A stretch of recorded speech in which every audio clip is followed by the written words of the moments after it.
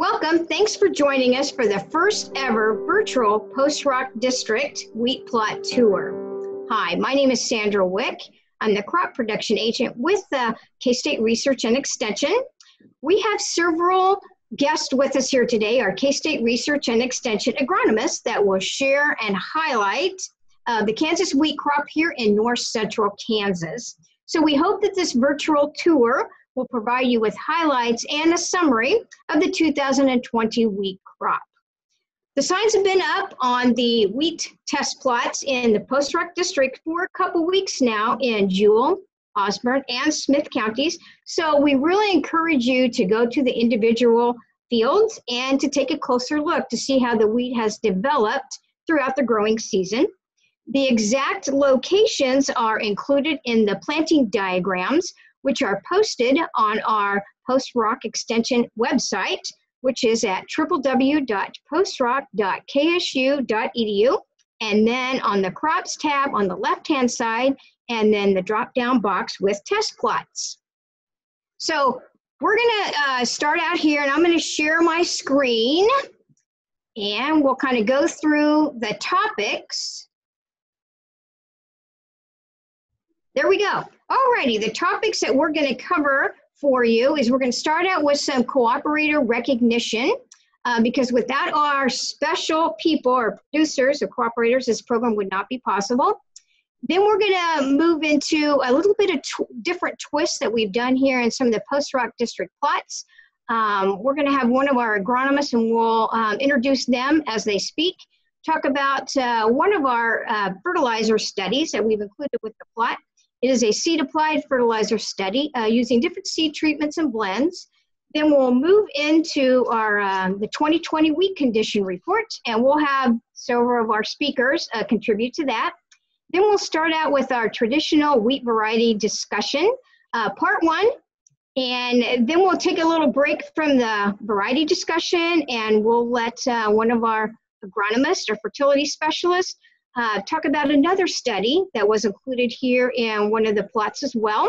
It's a phosphorus study that included different soil test methods and the response of the wheat to the different phosphorus treatments. And then we'll close the discussion out here with wheat varieties, part two, and then we'll conclude with a summary for you all. Okay, let's start out with thanking our cooperators.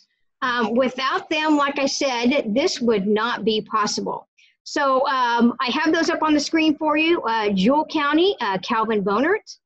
Mitchell County, Marty Fletchall. At the Fletchall farm there, south of Beloit. Osborne County is Brent Harsman, and Smith County is Art Befford. The locations for these locations, like I said, are listed on our website. On my crops page. So be sure that you go to the planting diagram, and I have a copy of those that will look something like this. I know you can't see those, but the location, exact location of the fields are up on the top corner of that, along with all the plots and the field information for that too, and all the varieties that are listed as well. But like I said, the signs are up. So you should be able to find those with not a problem. We have a rich history of cooperators here in the Post-Rock District. So we're very fortunate in that regard. The first two cooperators that I have listed there in Jewell, Calvin Bohnert, and Mitchell and Marty Fletchall, those two combined have over 75 years of experience with wheat demonstration plots. So with that information alone, you know how dedicated these producers out here are in providing this type of local data for producers. So we're going to start out, we're going to hear from Calvin Bohnert, again, the Jewell County cooperator, to share how he kind of got started with the program and the value that he sees with demonstration plots. Calvin Bohnert has been a cooperator for more than we can remember. So we just, so we would just like him to share the value that he sees in the wheat demonstration plots for the producers of north central Kansas. Well, I started out as my own for my own benefit, when I got in the seed wheat business in 78 or 79, and I guess I kind of got stuck with it ever since. The FFA chapter here in Jewel done it for 3 or 4 years, and they quit it, and I'm back at it again. So anyway, and I think it's one of the tools you need to look at. I wouldn't base everything decisions on buying a seed wheat off of just these plots. You need to look at the Belleville plots and some of the other plots around. The replicated plots are better, but it gives you an idea. Okay. All right. Well, thanks for sharing, Calvin, and we truly appreciate your commitment and your willingness in order to cooperate and share this information with producers around north central Kansas.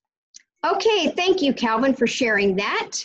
Now we're going to move to Marty Fletchall, and he is also going to share some of his thoughts and how he sees the importance of demonstration plots for the producers of north central Kansas.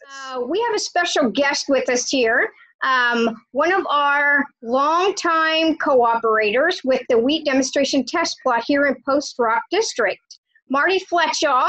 He resides in Mitchell County, south of Beloit, closer to around Hunter, and he has really been awesome in committing his time and energy into these local demonstration test plots for the Post Rock District.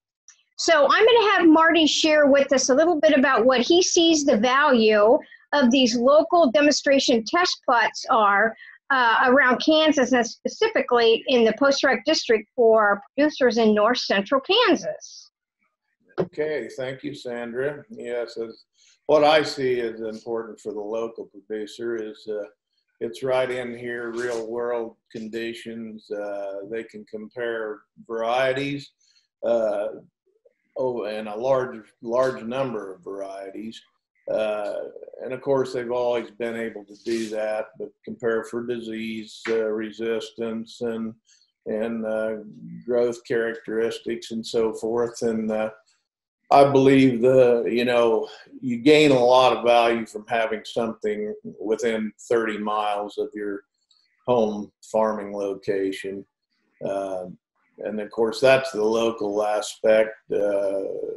K-State came out, showed an interest in using this as a statewide plot, which puts us in between Republic County, Belleville, and the Hayes plots, which there is generally a large difference in rainfall and growing conditions between the Ellis County and Republic County and Mitchell County. It seems like it always rains a little more in Republic County and quite a little less out in Ellis County, and our disease packages really reflect for the local people and statewide what these varieties are able to do. Okay, thank you, Marty. Okay, now we're going to move to our first fertilizer study report, and that will be from Dr. Dorivar Ruiz Diaz. He is our K-State Research and Extension fertility specialist. In the last few years, we have added a new feature to our plots. So we want to especially thank Dorivar for making that happen. I remember a few years back, Dorivar requested maybe some of the agents out in Kansas, maybe to participate in some on-farm fertility studies in connection with our wheat plots. So I jumped onto that and contacted Dorivar. So since then, we've tried to include some sort of fertility study out here with our wheat plots. So this first study is a seed-applied fertilizer study that's been done, I know, for more than 1 year around the state. So Dorivar is going to share his screen now with us and share some more information about the study and some results for some previous years that's been done. Thank you so much, Sandra, for the opportunity to provide a little update on the work that we've been doing. Like you mentioned, we've been having some type of soil fertility research in the Post Rock District in the last few years. We started with some nitrogen work, and And really the last couple of years, we've been working primarily on phosphorus. And so we have 2 years of studies in some of the plots in the district.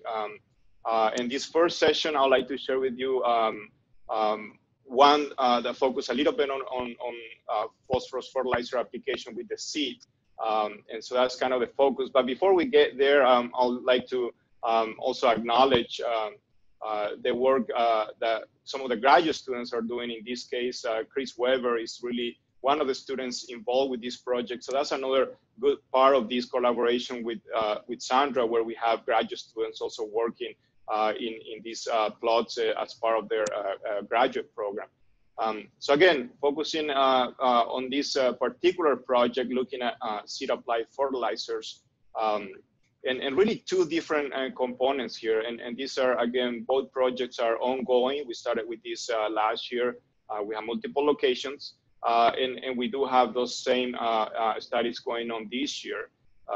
And one of them, one of those studies focus on application of small amounts of nutrients, really in the form of seed treatments. And this is a little bit different. The idea here is really to not necessarily to provide a significant amount of nutrients. Obviously will not be the primary source of nutrients, but really maybe a complement and see if we have any values there. Then another project in studying this project is really focusing on higher rates of dry fertilizer blend with the seed. And this is obviously the idea here is to try and apply essentially the full rate of nutrients, in this case phosphorus, with the seed and blend it with that blend of fertilizer and seed. So again, this is the second year, so I'd like to share a little bit of what we found last year. Obviously it's ongoing, so keep that in mind. As we have more locations and this year's data, will obviously refine some of these findings at the end of this year. These pictures are from the plots in Smith County this year, so we do have those as well there. If you want to stop by and take a look at those, those are there in the Smith County plots. So the first one, the one focusing on seed treatment, and again, in this case, when I'm saying seed treatment is really, we're really talking about this product that can put a small amount of nutrients with the seed. So why will this be of interest and really can provide potentially an opportunity to put small amount of nutrients, and that may be a little more important for micronutrients, and that's something to keep in mind. Obviously, we're not putting significant amount of nutrients. In many cases, obviously, will not meet the requirements. So it's really just a complement in this case. Obviously, it's easy to apply at the time of planting, and that's also another potential value of this. The product that we've been using since last year has a little bit of nitrogen, but it's really primarily phosphorus. As you can see, has 10% phosphorus and a good amount of zinc and manganese as well. So those are really the nutrients providing in this product that we're applied with the seed. Again, it's really a fine powder that's essentially coating the seed, and we apply this at the time of planting. And so what we found last year, and again, we have 3 locations last year, a couple of those in the post-rock district, and this was really a simple with and without treatment, essentially, that we did in strips and replicator, of course.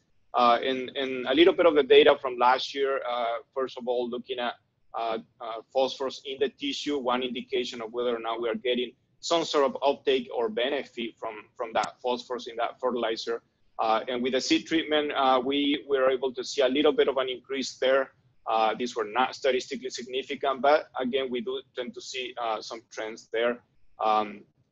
Similar thing for manganese. Manganese, in this case, we also saw a little bit of an increase there, but again, none of these were statistically significant. Of course, again, we have to keep in mind that we're talking in small amounts, so that's always would be difficult perhaps to see a huge increase, but again, at least we're seeing a trend in the right direction. When it comes to yield, last year across the locations, we saw one bushel yield increase with this seed treatment compared with the control. So again, there is some potential benefit. Of course, one thing that we have to keep in mind last year was a little bit of a challenge in many cases, late planted, low soil temperature, wet conditions in some cases. So perhaps we're seeing a little bit more of a benefit in that kind of situation. So if you're thinking about this data, think about the situations that we have last year in most of the state.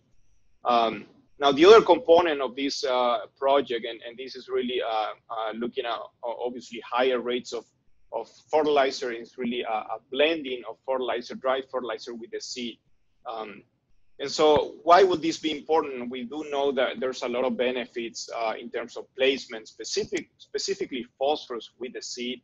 In many cases, we do have the capability with air seeders to do that application, but I know many producers that will simply just blend the seed with the fertilizer and apply that, basically that fertilizer in that way at planting time. One of the common questions we often get is, okay, what happens if we do blend this seed and we basically let it sit for a few days or weeks in sometimes in the hopper, and how is that maybe affecting the germination and ultimately the crop during the growing season? So is there any perhaps negative effect from this blend? That's one of the questions of this study. And then ultimately, of course, what are going to be the benefits ultimately in terms of yield response of that combination of rates with high rates of phosphorus fertilizer in this case, and also how long we are letting that blend sit there and what is the response. So again, a little bit of what we found last year. And again, this is ongoing. We do have a few other locations this year as well. This is one picture of a little bit of what was typical last year. Keep in mind, this was low testing soil, but again, this is the typical response we saw last year to having that phosphorus fertilizer with the seed. And again, this is a combination of things, low testing soils, of course, but of course, we also did have some issues with late planting conditions and challenging conditions. So the presence of that phosphorus in terms of early growth, tillering and establishment was really critical in many of our fields last year. In terms of actual data, and again, this is preliminary, of course, from last year, but just kind of to see show you what we have here. We're talking different rates here, okay? So the different colors that we see here are different rates, all the way from 0 to 120 pounds of P2O5. We use two different sources, DAP and MESC, two common sources of fertilizer. And yields, and again, this is across multiple locations. We just average of the locations, including the one in the Post-Rock district.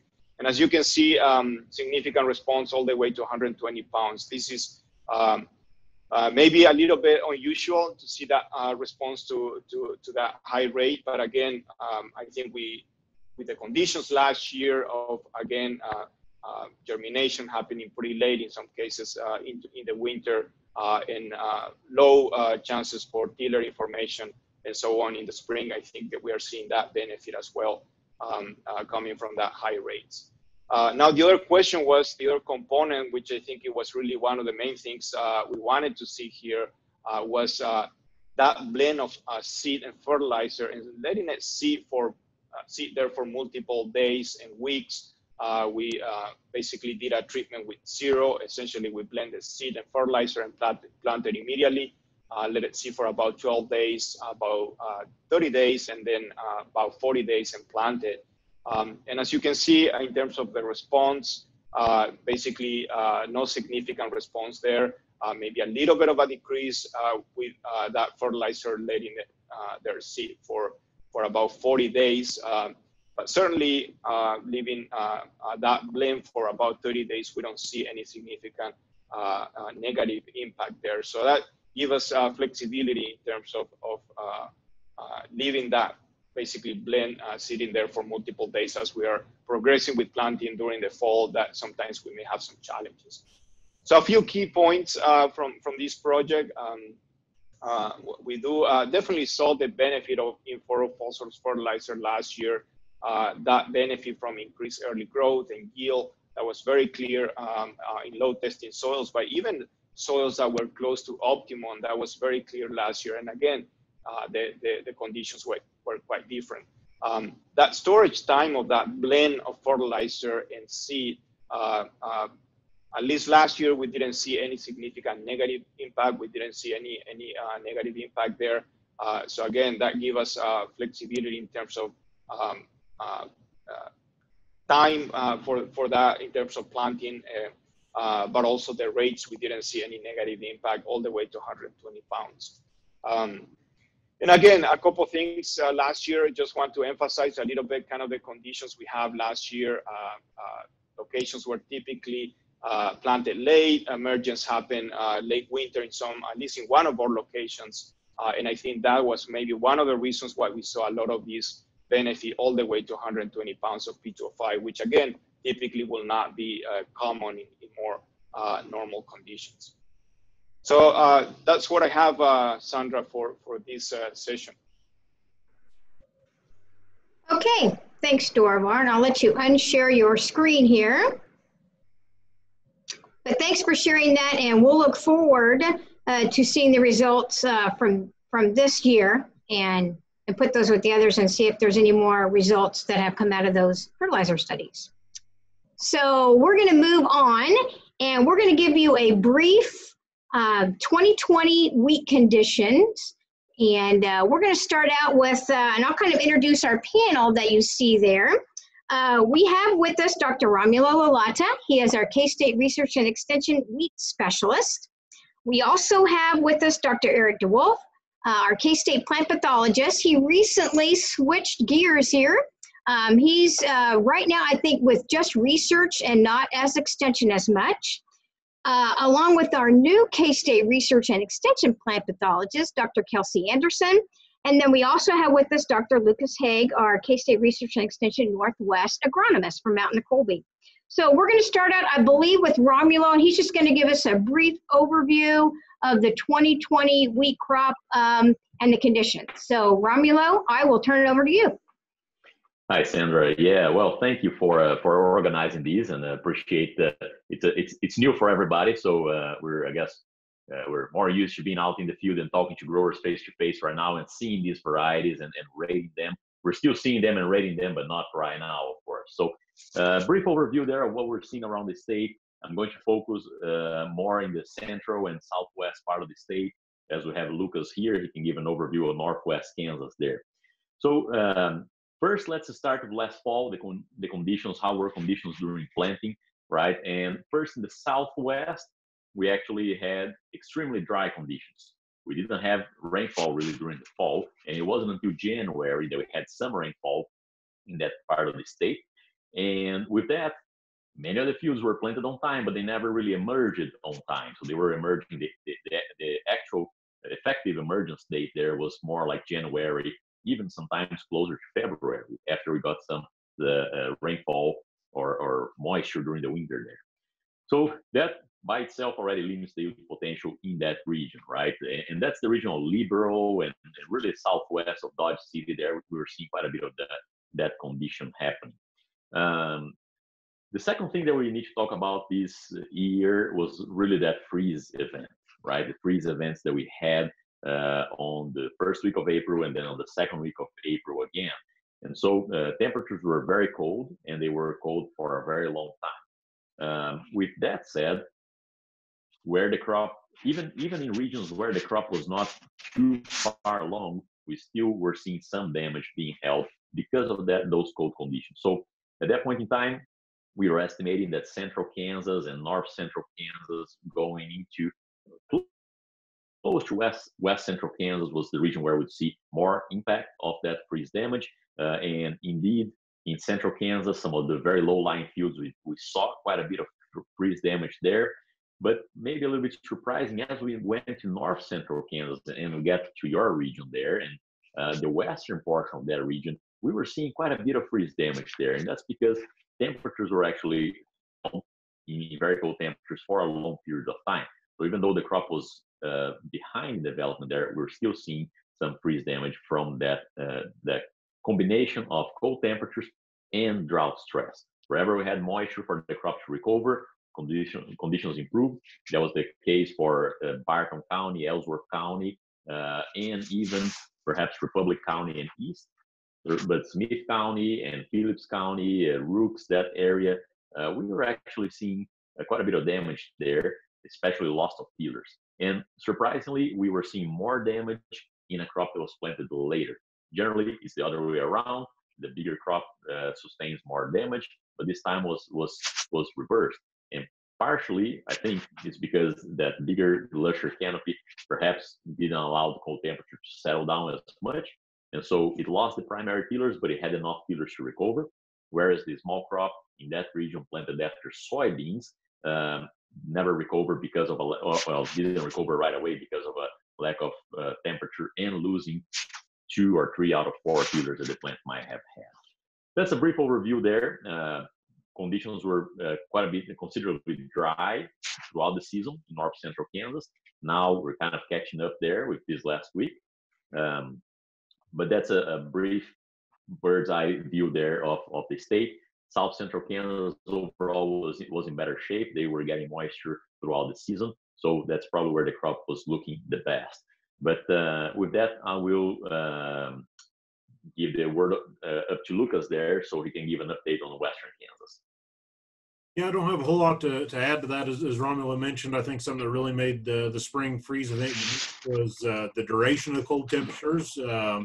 We were under 24 degrees here at Colby for well over 11 hours. And so that duration, and as Romulo said, we saw a lot of things kind of backwards. Typically, we expect that wheat that's furthest along, the rankest canopies out there to show the worst injury from spring freeze. But as of today, some of that wheat is our better looking wheat in northwest Kansas. So a little bit backwards that way. In terms of freeze damage, actually right here around Colby, the Thomas County area was hit especially hard, both in continuous and summer fallow wheat. And then, of course, as you move more into north central Kansas, wheat after soybeans tend to not fare near as well as either summer fallow or stubbleback wheat. And so, we see those cropping system interactions often in freezes. The other thing, this has really been a reoccurring theme, and especially in north central Kansas where a lot of wheat goes in after beans or other high residue conditions.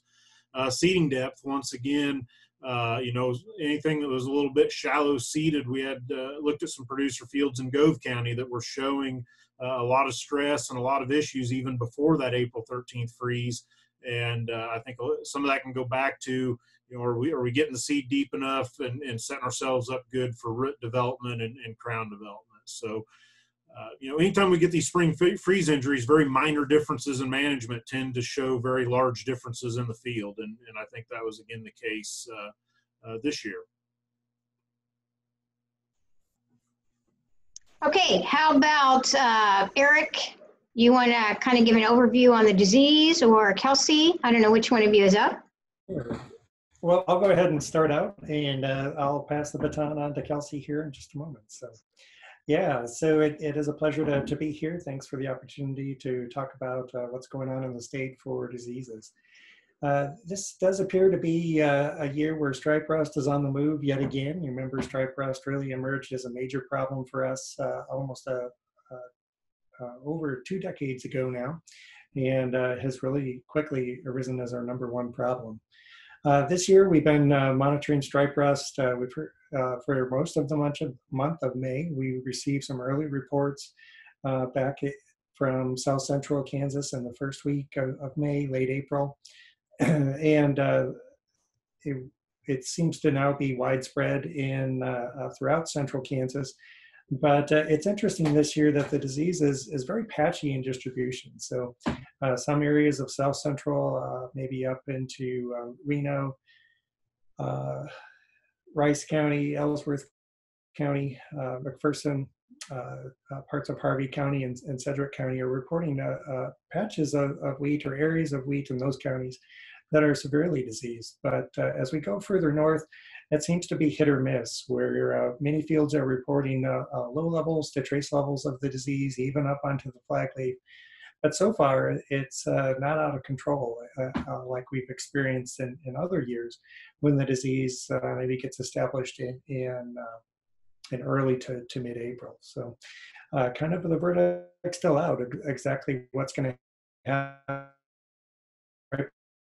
We're in a situation that looks like, just looking ahead at the weather forecast for early June, that does look like we're forecast to have some warmer temperatures, above average temperatures. And remember, stripe rust likes cool, wet conditions, so we definitely had a little bit more moisture as of recently.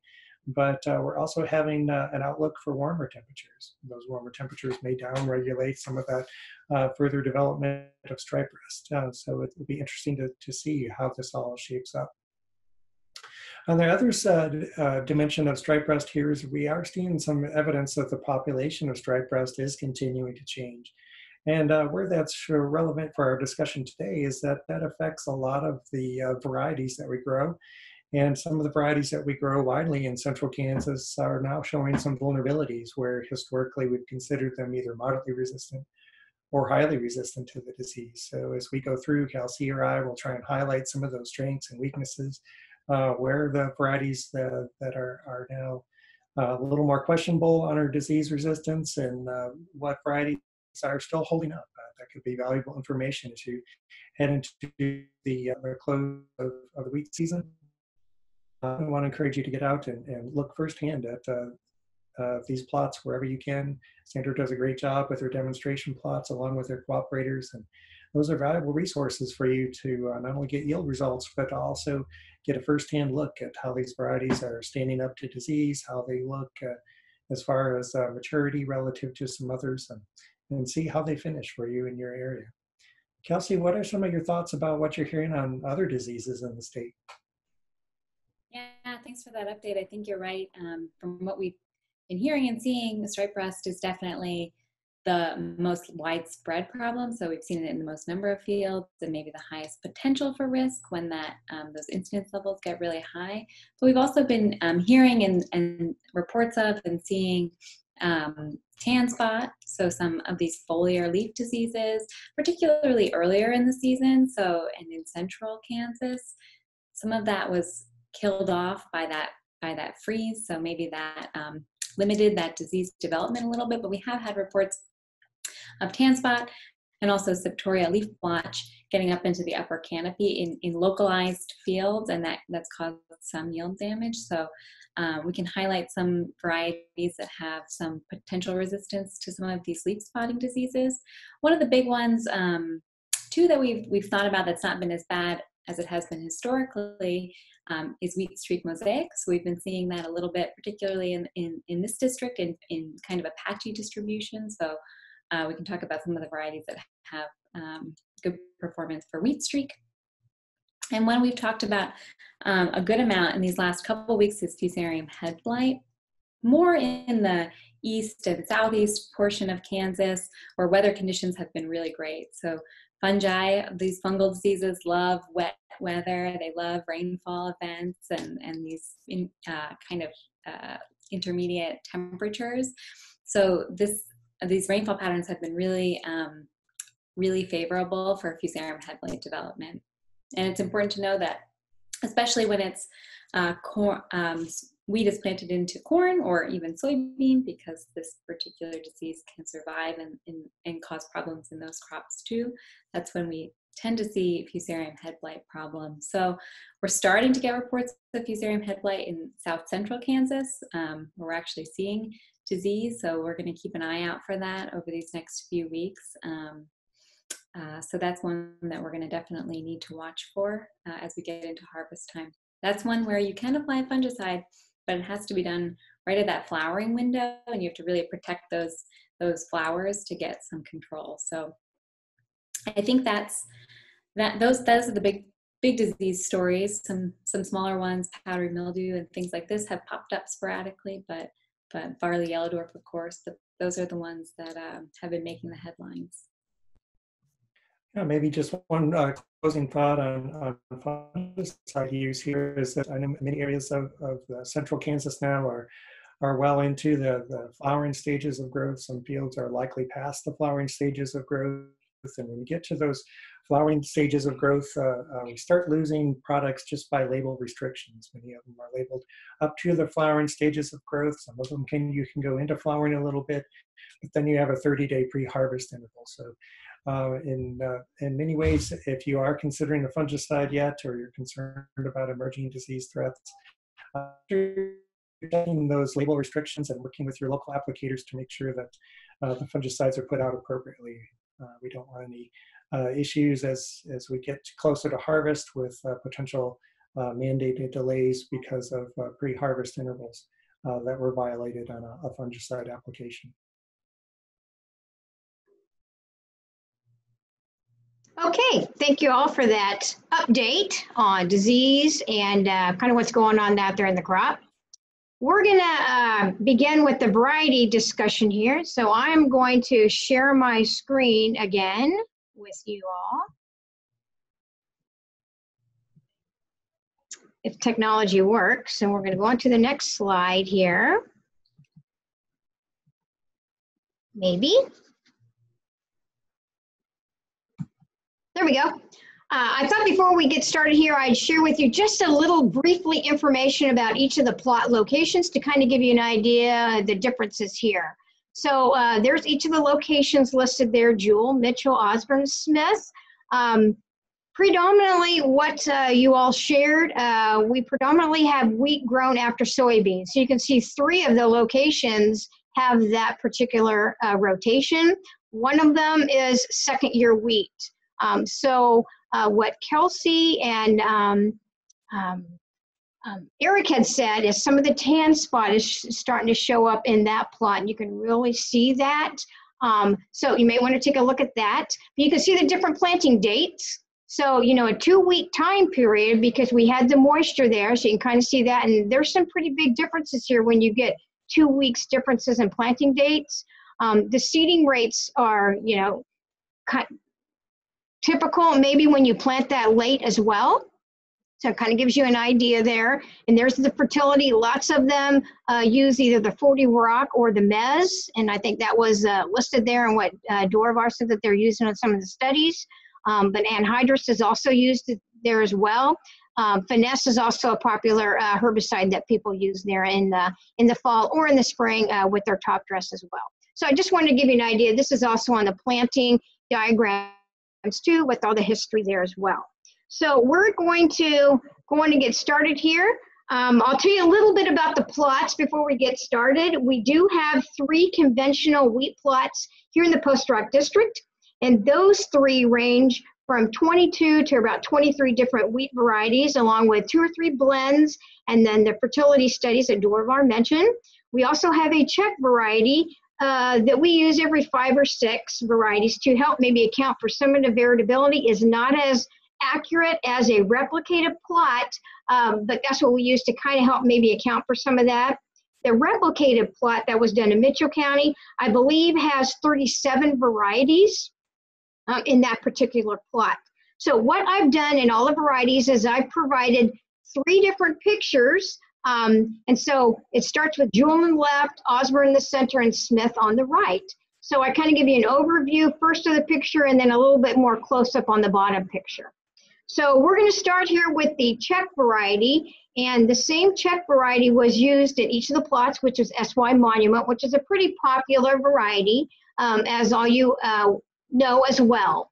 So we'll start out with that one. So I think what we're going to do here is we're just going to chime in, give you kind of the strengths and weaknesses, maybe just some highlights of what they've seen with Monument across the state of Kansas. So if Romulo wants to jump in, and then if Eric and Kelsey or Lucas want to point out anything that you might see in any of these pictures. Yeah, sure thing, Sandra. As you mentioned, Monument is a very popular variety. Actually, it was the most widely variety planted across the state. And there are several reasons for that. It has a proven performance and a pretty wide area of adaptation. So the geographic footprint that it has is actually pretty large. We can think of a couple of varieties that have a pretty large footprint like that. Would be Monument, and probably Grainfield would be a couple of examples with a very good footprint like that. Probably Grainfield moving a little bit further west than Monument does, but Okay, SY Monument. One of the reasons it's so widely used up there in north central Kansas, especially, is because it has a very good tillering ability and it has proven performance after soybeans. So typically, whenever we're planting after soybeans, we're pushing our seeding rate or our planting date later. And I guess Sandra showed there some of those planting dates towards the late part of October, getting towards the end of where we want to be there. So Monument has proven that it can actually tiller quite well, even in those conditions. So that makes it a very good and suitable candidate for late planted after soybeans. Very good acid soil tolerance, so Monument, a very decent drought tolerance as well. Those two things also contribute to Monument's wide adaptability. As far as maturity goes, it's like a medium late maturity, a little bit of a fuller kind of cycle there, which for that north central part of the state usually is not a problem if we compare to other parts of the state like south central. So agronomically speaking, those are some of the things that I like about Monument. One concern would be lodging, right? So it doesn't have the best straw available, but whenever we're planting late after soybeans, lodging does not tend to be a concern. What about the disease ratings on Monument, Eric? What do you say? Yeah, so Monument is right out the bat here, a variety that we are a little concerned about its stripe rust ratings. So both stripe rust and leaf rust seem to be on the move, and the population shifting to overcome some of our more widely, the resistance in some of our more widely grown varieties. And that seems to be the case for SY Monument. We've seen a significant erosion there. SY Monument's also been kind of intermediate to moderately susceptible on some of the tan spot and septoria complex of leaf spotting diseases. Maybe what hurt Monument last year more than anything else in parts of central and eastern Kansas is its vulnerability to fusarium head blight or head scab. We certainly saw that vulnerability exploited in some areas last year.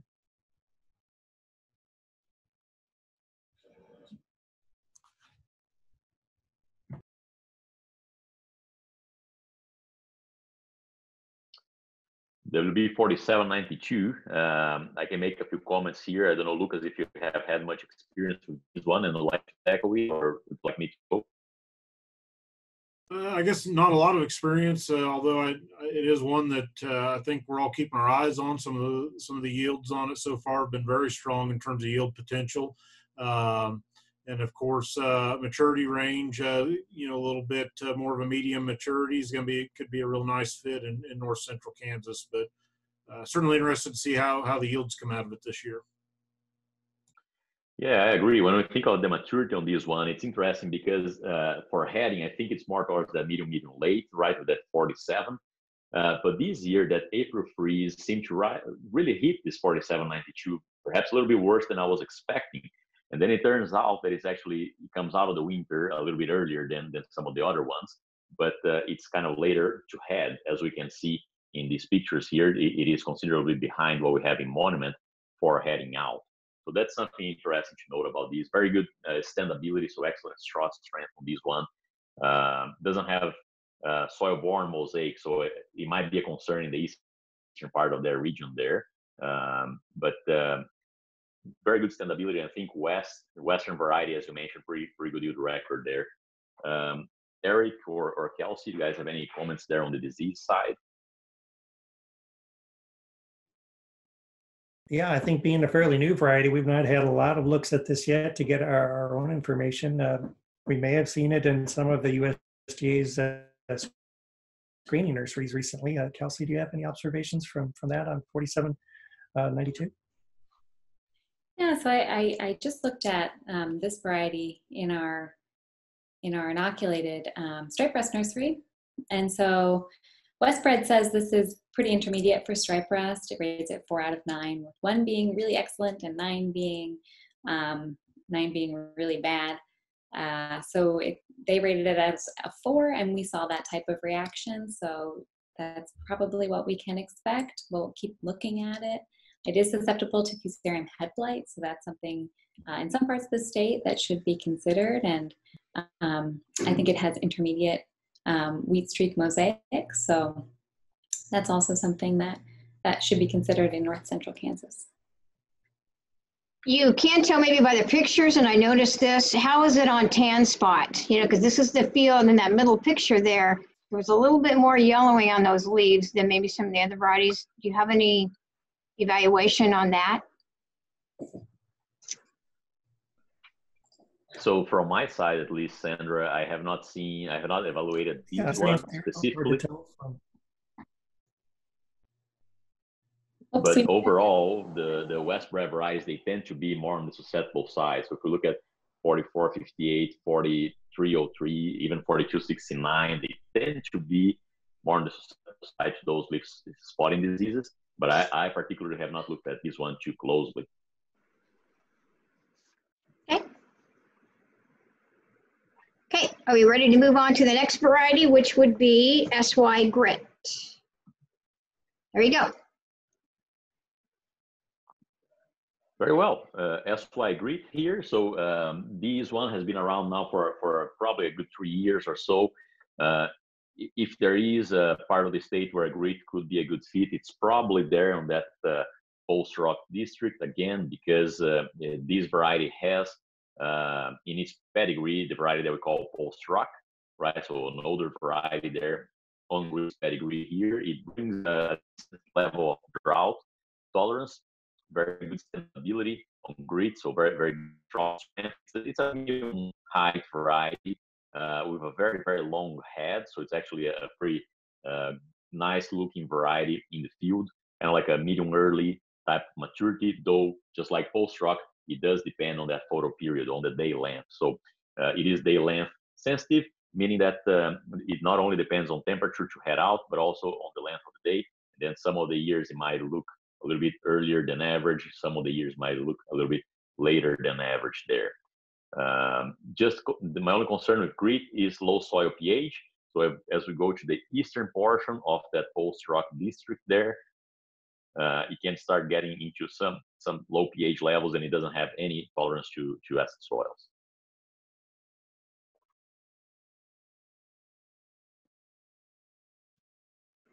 Okay, any Eric or Kelsey want to add anything for the disease package on grit? Yeah, disease package on grit is not the strongest in this lineup of varieties. I think we have seen some vulnerabilities, moderately susceptible to stripe rust, leaf rust in previous years.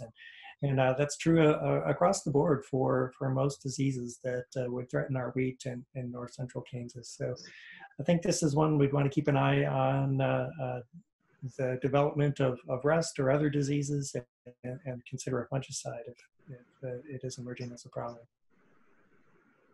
Okay. All righty, I think we're ready to move on. The next one would be LCS Mint. Lucas, do you want to tackle that one? Yeah, so we won't spend probably a lot of time on Mint here. It's marketed by Lima Grain, out of Colorado State Genetics. It's performed very well in areas west of the Post-Rock District. It's done well in the Post-Rock District, but areas west of there, far northwest Kansas, has really been a solid fit for Mint. Excellent drought tolerance in it, as we come to expect out of a lot of the CSU material.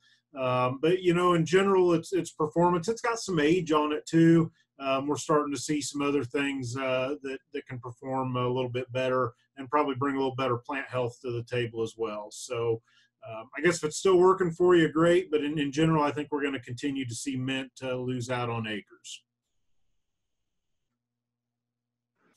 One of the pictures down in that lower right-hand corner, this will be in Smith County, and there's a typical picture of some freeze injury on that particular wheat head. And I'm assuming that Mint is maybe one of the early varieties that had it earlier. So maybe that's why we were seeing, I didn't see a lot of damage, but I happened to catch this one, so I thought I would snap it in and show you a picture of that one. So interesting comment there, Sandra, because usually we think of Mint being in that medium to medium late, but okay, just like SY Grit, it is photo period sensitive as well. And remember how this year the temperatures were so cool that everything is behind schedule in your region. But the photo period, the day length is probably telling the plant, go ahead and head out.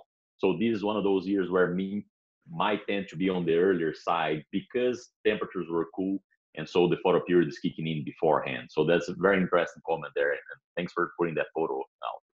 Mm-hmm. Okay, Eric, do you want to talk on diseases? Or Kelsey? Acceptable to stripe rust and leaf rust over the years, and I think it's definitely there. So it's kind of interesting that stripe rust seems to develop a little more slowly in mint than some other varieties, but usually by the time we get to the heading and flowering stages, it's pretty clear that it will benefit from a fungicide and a big rust here. Also quite vulnerable to Fusarium head blight here, so I think that's hurt it as much as anything in some recent years as well. So I would tend to agree with Lucas. If this is something that's working out okay for you, that's great. It's fine to stick with it, but there may be some things in the lineup that you may be able to move to that you'd be able to pick up some genetic resistance to some of the rusts or other diseases that could help you keep your fungicide bill a little bit smaller. Okay. You could really tell the color difference this year. You know, it gets its name from that dark green color. And depending on what variety you plant right next to it, it can be a drastic difference in the color, you know, and I know for this year, you could really tell that difference. So. Okay, so Zanda, K-State release from a couple of years back there. It's coming down as a replacement for Everest, right? So Everest was the most widely planted wheat around the state for several years, and then it's coming down as a replacement for Everest there. A few differences there. It's going to be a couple of days later. So Everest is an early maturing variety. Zanda will be a medium early maturing variety. It's also going to be a little bit taller. If Everest is like a short variety, Zanda is going to be a medium short variety. But it still sustains a good acid soil tolerance, a very good straw strength. And so overall, a very good substitute for Everest. Actually, if we look at the yield data from North Central Kansas, replicated wheat trials in the last 3 years, and that makes 6 trials that we're looking in Mitchell County and Republic County. Zanda was actually, on the average of last 3 years, was number 3. So very good yield record in the region. So definitely one that I would have in the short list. With that said, Kelsey, maybe it's one that we need to be looking a little bit closer towards the fungicide there, perhaps with the stripe rust. Yeah, so Zanda has classically been a little better on stripe rust, although I think Eric mentioned this earlier. We're seeing some shifts in the stripe rust population. So Zanda is starting to lose a little bit of that resistance. So it's something that might be good to keep an eye on if a fungicide application is needed. I think Zanda really shines for Fusarium head blight. It's one of the best Kansas state varieties. So if Fusarium head blight's a problem, especially in South and Eastern Kansas, that's a good variety choice. Where it does lack is in wheat streak mosaic. So in this part of the state, that's something to consider. I think that's an important disease. It's pretty intermediate. It's good for stem rust and leaf rust, and just intermediate for some of these tan spot septoria. So it's something that you do need to make a decision about a fungicide for this particular variety. So you can see that I did post a picture down there of stripe rust, and actually this is the only variety in the jewel plot that I actually found stripe rust, but it was very, very trace.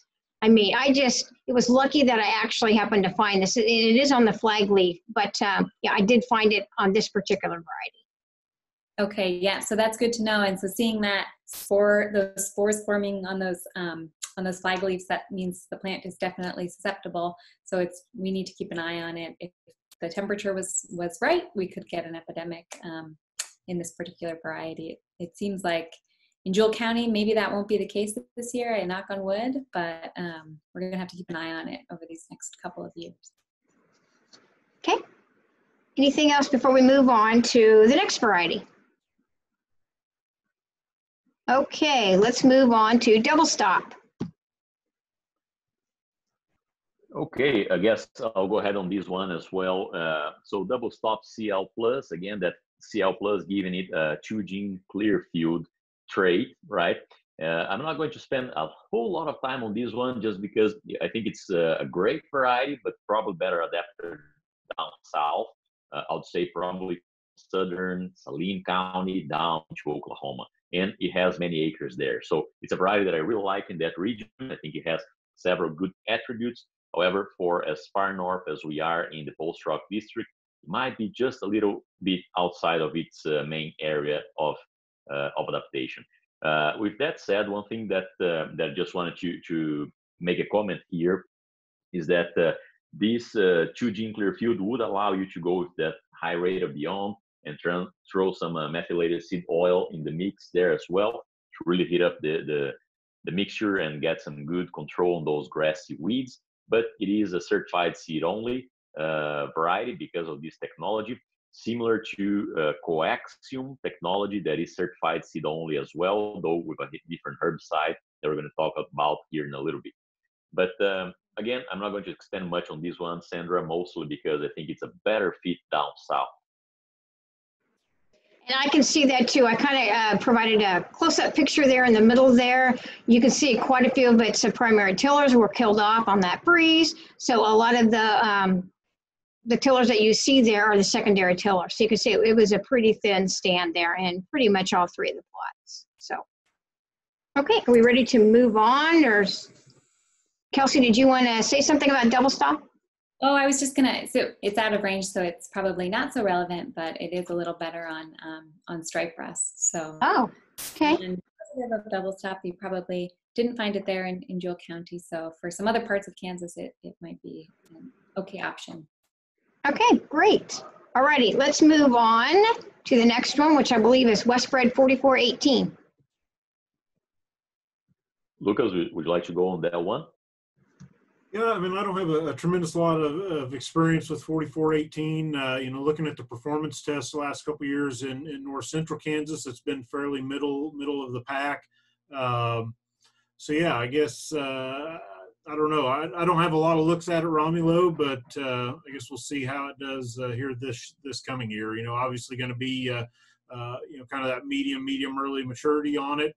Not very. We don't get a lot of height out of it either, typically. So again, yeah, no, I completely agree with your comments there. And I was going to ask you as well. I mean, I think this is what they're calling like a semi-solid stem variety there, and so perhaps might be a good option for managing with soft lie in as we go west.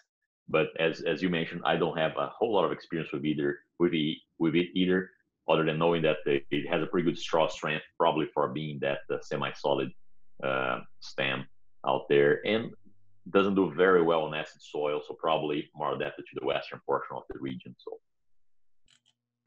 okay, Kelsey, yeah, Kelsey. I think you can see there's some barley yellow dwarf susceptibility. We got that there, so that's right on. I think we might have to take a closer look at the stripe rust reactions here locally, because I was seeing pretty high stripe rust levels in our screening nursery. So that indicates that it might be pretty susceptible, although Westbred has it as a little more resistant. So that's something we're going to have to keep an eye on if this is a good option here in Kansas over the next couple of years. Okay, I do have a picture there on the right-hand side under Smith County of a trapped head there from freeze. So, and I saw several of those. I mean, it wasn't a lot of them, but I just thought I'd throw that picture in so producers can kind of see that as well. They're probably used to that too. Okay, let's move on to another new one, which is Bob Dole. very well. So here with Bob Dole, this was a variety that, as a line, it was developed within K-State and then licensed out to AgriPro. Has fuller and overlay on its background and some Pioneer by Kansas experimental there as well.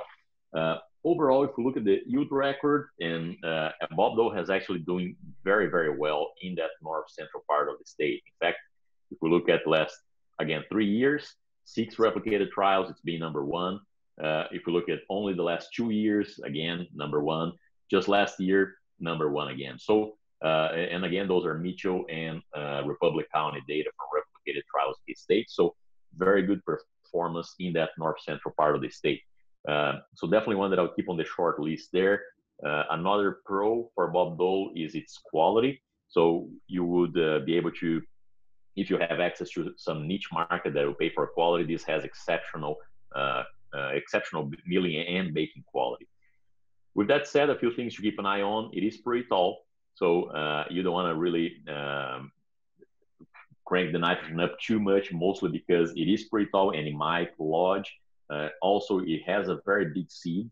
That is partially what gives it a good milling quality there. So you need to watch out your seeding rates as well. Just make sure that if you're planting in pounds per acre, that you are compensating for that, because that large seed will result in a lower population. But overall, very good on acid soils as well. As far as drought goes, I'm still not sure. It did really well in 2018, so might be good for that region. I'm not sure how far west it is going to move.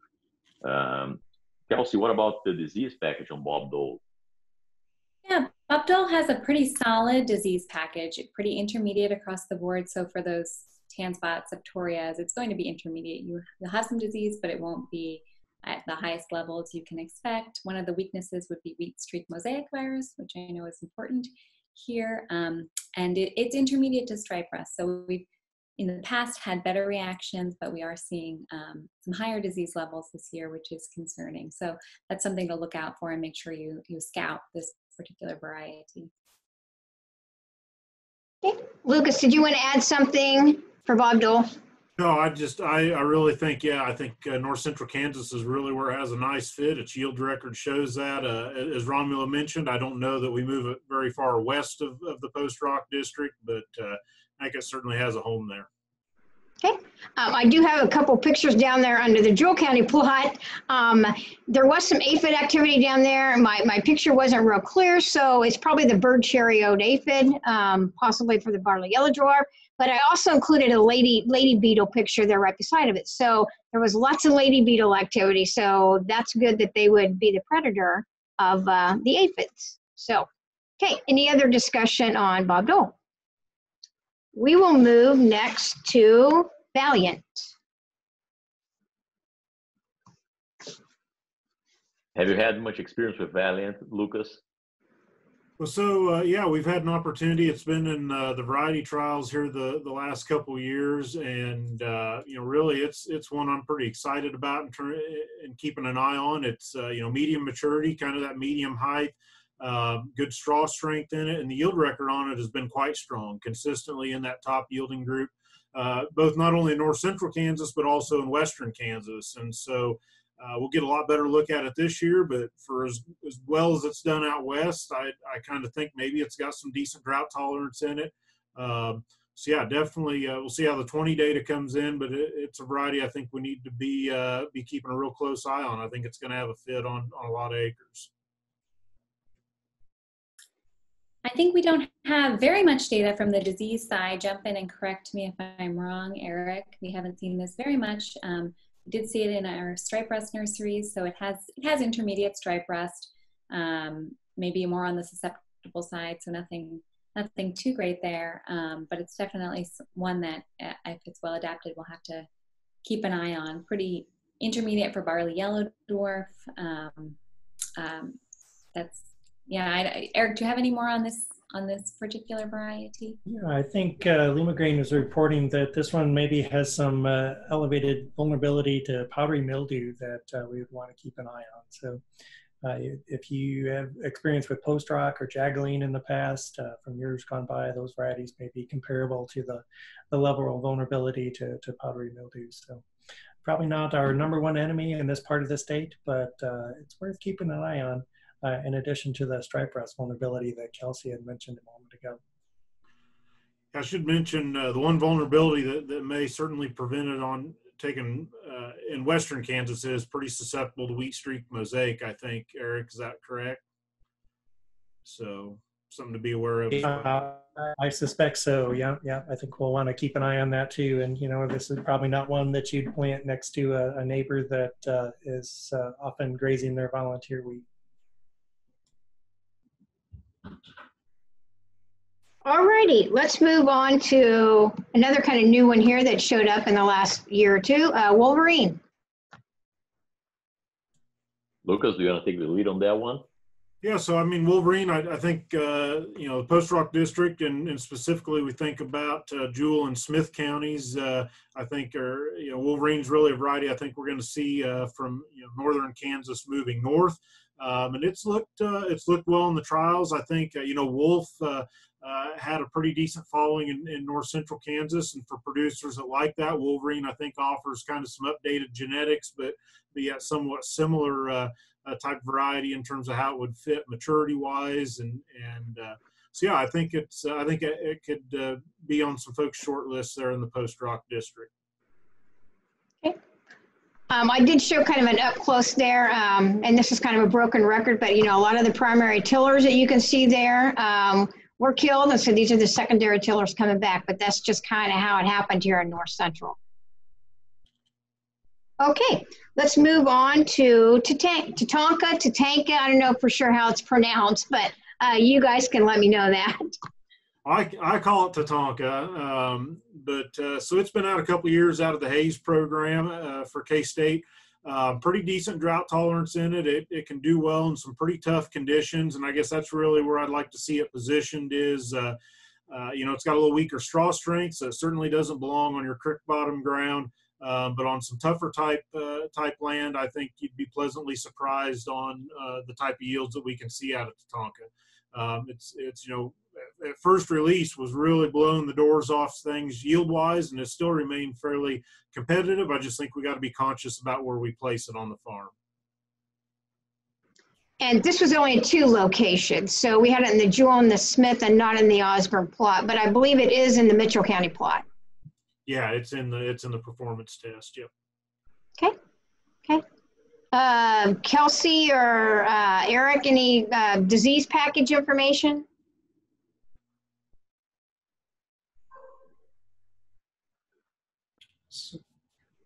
Yeah, Eric, you might have more experience with this one. Sure, I'll chime in here. It does look like Tatanka's vulnerability over the years has definitely been straw strength. I've seen it go down at a number of locations. So just to verify what Lucas is saying, definitely agree there. And on the disease side of things, one of the major vulnerabilities is going to be leaf rust here. So it's been intermediate to moderately susceptible right off the bat, and that's been fairly stable. If anything's a weakness there. On the stripe rust side of things, Tatanka's been okay. It seems like it's been holding up reasonably well, given all the changes. We've not seen major swings in Tatanka's vulnerability to stripe rust. Maybe unlike some other varieties that come out of the Hayes breeding program, Tatanka does not have resistance to wheat streak mosaic.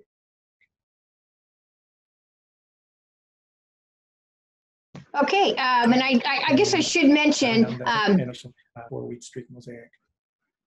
Okay, and I guess I should mention the Jewell County plot. You notice that there's kind of a space in the front of the plot. Disregard that. We use vintage John Deere. It's I don't want to say old. I'm going to say vintage equipment. And so it took a while for it to engage. So we'll square these plots all up and things. So it's not that it didn't come up, okay? It's just that the planter wasn't engaging yet. So just wanted to kind of clarify that. Okay, anything else on Tatanka? Okay, we'll move on to another new one from Plansky, Rockstar. Okay, yeah, so Rockstar, the first time that we saw it was actually last year in some of the tests that it was with K-State. My understanding there is that Rockstar, it's in many aspects somewhat similar to Monument, although I don't think it moves west as far as Monument does. So it's going to be a little bit shorter than what Monument is, and perhaps similar maturity, maybe a notch earlier than what we have in Monument there. So we're considering kind of like a medium maturity there. I think it's an improvement in straw strength compared to what we had in Monument there. and does pretty well on acid soils. But again, we just saw it last year. I think we need a little bit more data. So last year it was above average for sure. So the average of the trials in North Central Kansas yesterday was, last year was 66 bushels per acre, and Rockstar was right there at close to 72. And so it was a good 6 bushels per acre above average, but the highest yielding variety were closer to the 80s. And so let's keep an eye on this one, still quite new here, and let's see where it's going to be the best feed. Any comments on the disease package for Rockstar? Kelsey, why don't you go ahead? I think you've got some new observations on stripe rust, leaf rust for Rockstar. Yeah, I think one of the things we're hopeful about is we've seen some pretty good resistance to stripe rust and leaf rust in Rockstar, at least in some of this year's material. So it'll be good to see how that holds up in the coming seasons. I'm not quite sure about wheat streak mosaic for this particular variety. Eric, do you have any information on that? Yeah, no, I don't have a lot of experience with this one yet. Like Romulo said, it's fairly new, so this is some of the first times I've had to see it and collect some of my own observations.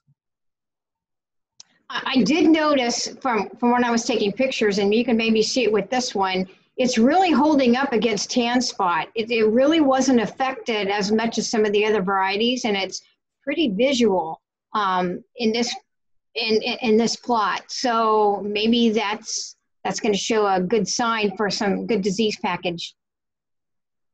Yeah, we'll have to follow up on that and see how it develops. The Osborne plot will be a great location to get some notes. Okay, all righty, we'll move on to one more before we'll turn it over back to Dorivar then. So Everest. Sounds good. Well, I guess we can do this one relatively quick here because I think most of the people, most of the growers know Everest in the region already. It has held many thousands of acres over the years. K-State variety back from, I believe, 2009. It has some very decent characteristics and some very good characteristics actually that made it successful. Very good straw strength, acid soil tolerance, earlier maturing variety, giving that option to kind of buffer some of the risks of freeze versus heat stress. In this case, being earlier, more escaping from the heat. Very good straw strength again. So overall, it has been a very good variety. But Zenda has come as a replacement of Everest. It is consistently yielding 4 or 5 bushels per acre better than Everest. So if you're still planting Everest, it's probably time to start taking a look at Zenda. But maybe, Kelsey, you can talk a little bit about the disease reasons why it has been so successful over the years. Yeah, so one of the good things about Everest is it has good fusarium head blight and some good leaf and stem rust resistance. So that's been one of its classic strengths. I think it has, it may not be as good as Zenda against fusarium head blight. So like we're saying, it might be a replacement there. And we're finding it pretty susceptible to stripe rust. So that's one of the risks of planting Everest right now.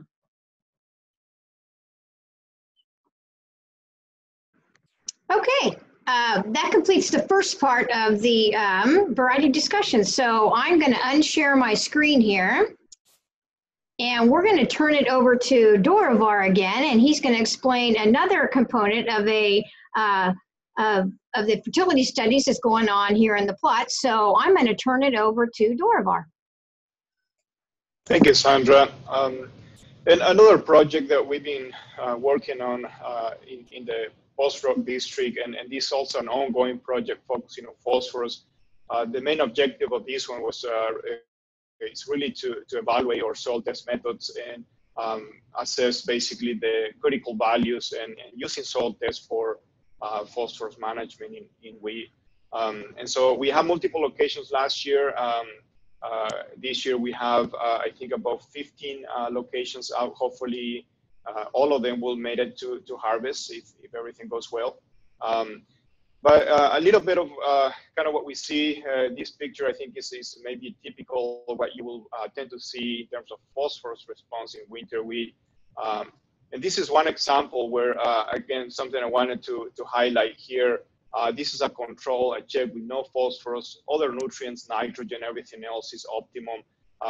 So if you only look at this area, it's a fairly decent looking wheat, but here we have 80 pounds of P2O5 and you can really see the difference. So phosphorus is one of those nutrients that sometimes a little bit difficult to notice the visual deficiencies unless you have a comparison like this. And so that's something to keep in mind. It's very different from other nutrients like nitrogen, sulfur, where it's quite clear.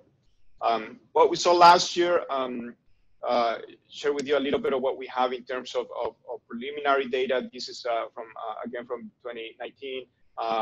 We have multiple locations as well, a couple locations in the post-rock district.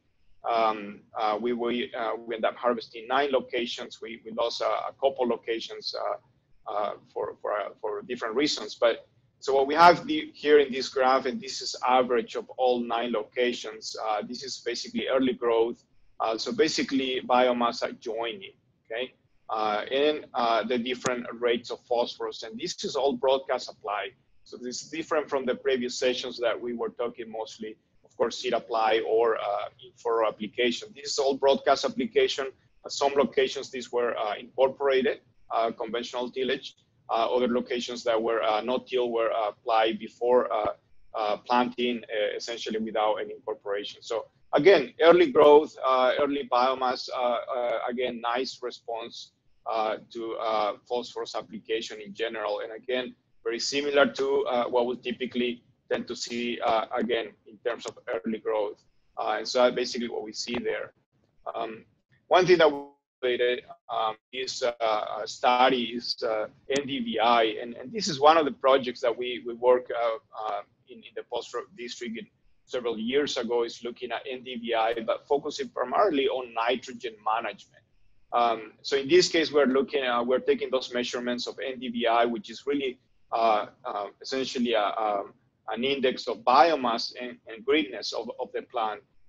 And so again, good correlation basically of biomass with NDVI. However, in this case, we're talking a response to phosphorus application. So it is something that is maybe something that we need to keep in mind moving forward. We are using more and more NDVI for nitrogen management. Typically, that can be handheld NDVI sensors. We're using more and more satellites, also all of these for nitrogen management. But we do see that there's obviously a potential for an effect basically from phosphorus. So in other words, we need to keep that in mind. And of course, if we're using NDVI for nitrogen, we need to make sure any other nutrients are basically optimum in the entire field. What about yields? And this is the different rates again here, from 0 to 120 pounds, all broadcast application, and this average of all the locations that we have last year. And as you can see in this case, about 80 pounds is really the maximum yield response that we saw last year at the locations. Again, we have another 15 sites this year. The location of this one is in the Smith County plots this year. So again, if you want to take a look at that, you can definitely stop by and look at that location in particular. But again, last year we saw a response yield-wise to up to 80 pounds of P2O5 across the different sites. Now, all of these locations were generally low in soil tests, so that's something to keep in mind. We are looking at for soil test levels that are going to be right around that critical value of 20 or lower. And so that's something to consider as well as we're looking at these data. Obviously, locations where we do have optimal phosphorus, we will not see the yield response I'm showing in this case. So that's very important and really the main reason why we are doing this project. One key component of that project was to look at soil test methods, and a couple of soil test methods that you are probably very familiar with here is Brave 1 and Melic 3. These are two methods that we use pretty commonly and been around for a long time, and more we tend to see more Melic 3 being used more frequently by more soil testing labs. And this is really a relationship between these two soil test methods across the different locations we had last year. And in general, very good correlation. Essentially, both methods are telling you essentially the same thing, except if we're talking high pH soils. And in this case, locations where we have pH of 7.6 or higher, with some free calcium carbonate in the system, the BRAE1 was actually lower. And this is not new. We know that if we're dealing with high pH soils, BRAE1 is typically not your best soil test. And so you are familiar with your soil pH in your fields, and we know in Phosphorus industry we can have both. Essentially, we can have some fields that may be low pH, but we do have some fields that may be a little bit on the high side, depending on where you are. And again, the key message here is, depending on pH, it may be important what kind of soil test phosphorus you are using for making these decisions. Another soil test method that we use pretty regularly, especially for high pH soils, is Olsen. This is something we evaluated last year across the different sites. And as you can see, Olsen do a much better job in high pH soils. And again, very good correlation with MELIC 3. And MELIC 3 is really the one that tends to have more flexibility. And so again, in most cases, MELIC 3, we're using more of MELIC 3 for phosphorus. Typically, will tend to capture most of that range of soil pH that we may see in different fields.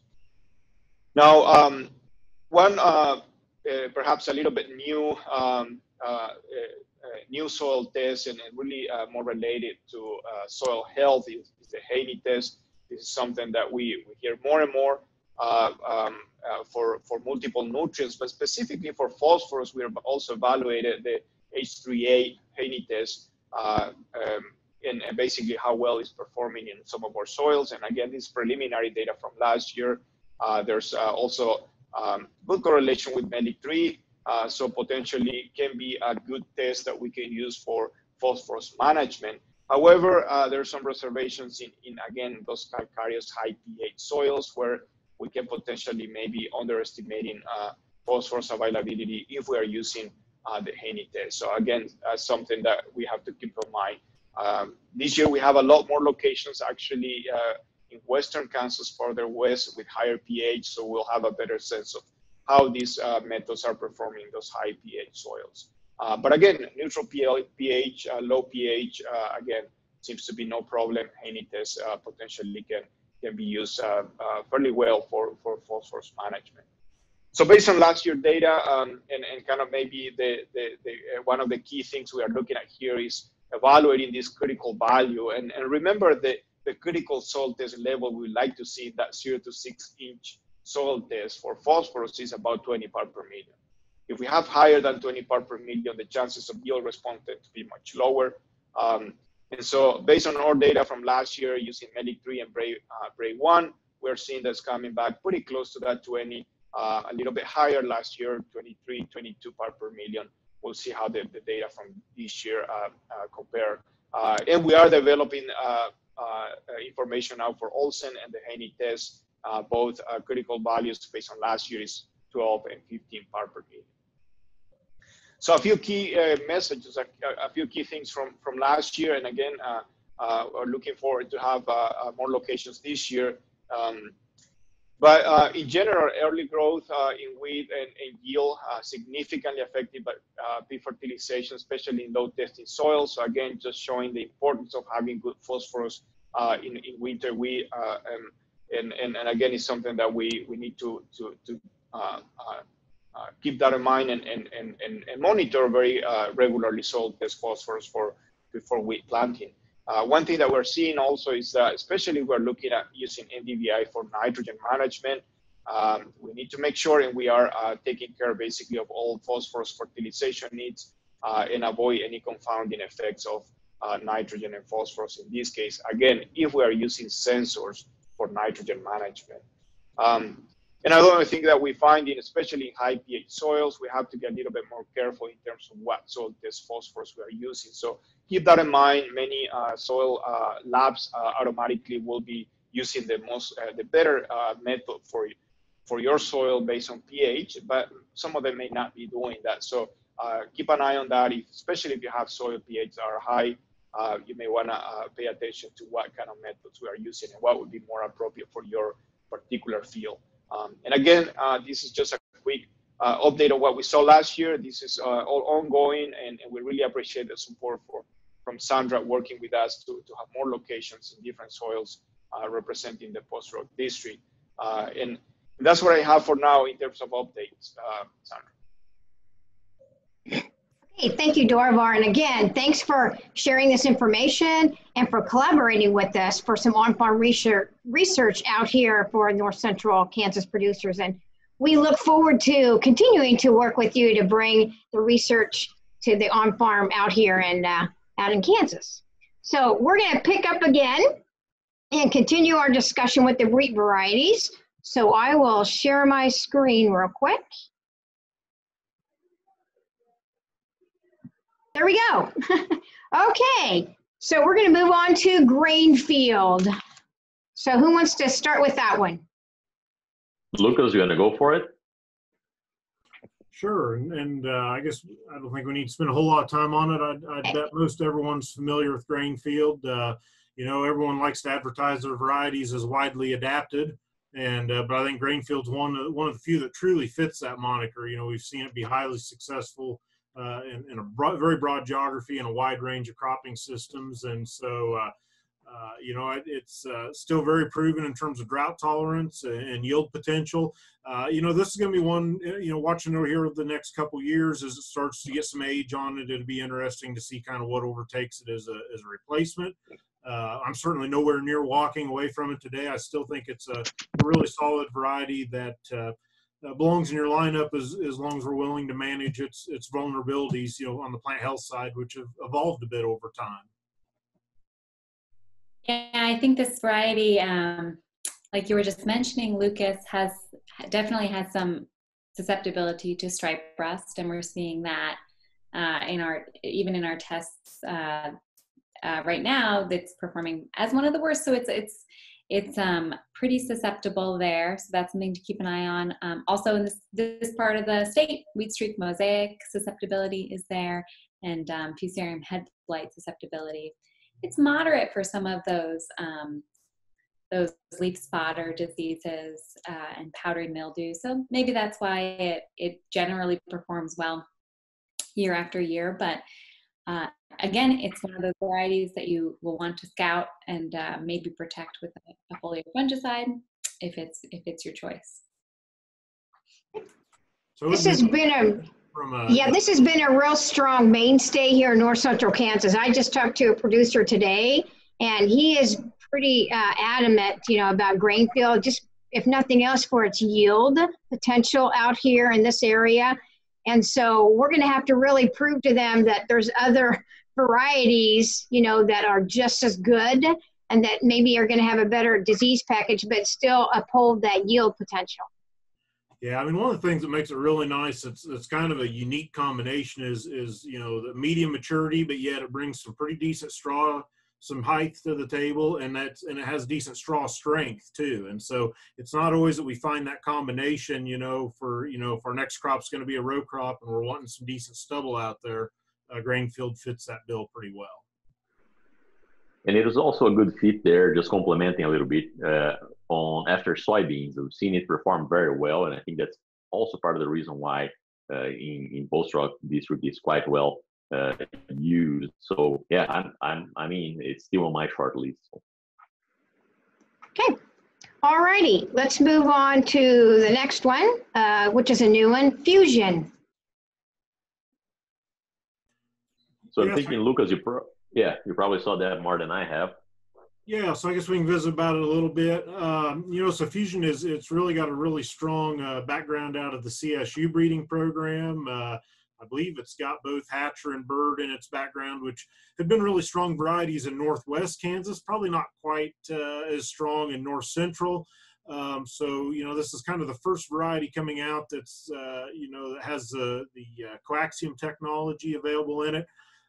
So, why I think it'd be interesting to see how it does in north central Kansas. I think the better fit for it is going to be in northwest Kansas, but really, if we're looking at some in-season grass control, we're really comparing, Fusion with, some of the Clearfield varieties that are out there. So we're not necessarily comparing this to everything else. It's looking at, okay, for some in-season grass control, what are some options? And Fusion very well could have a fit there.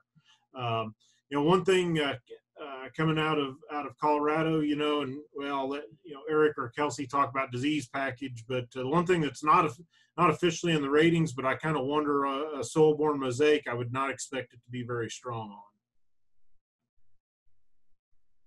Yeah, I see that at least Lima Grain has an intermediate rating for soil-borne mosaic, so that's something to watch out for. Maybe average, and then I haven't seen this personally. Maybe Eric can jump in, but I think based on some of the provided information, it's pretty susceptible to at least stripe rust, fusarium head blight, stem rust, powdery mildew. So maybe some disease vulnerabilities. But like I said, this is one, because it is a newer variety, I believe that we will have to get into our testing programs and see it a little bit more, take some notes here. So that's what I have to say on the disease package. Eric, if you have any other notes otherwise.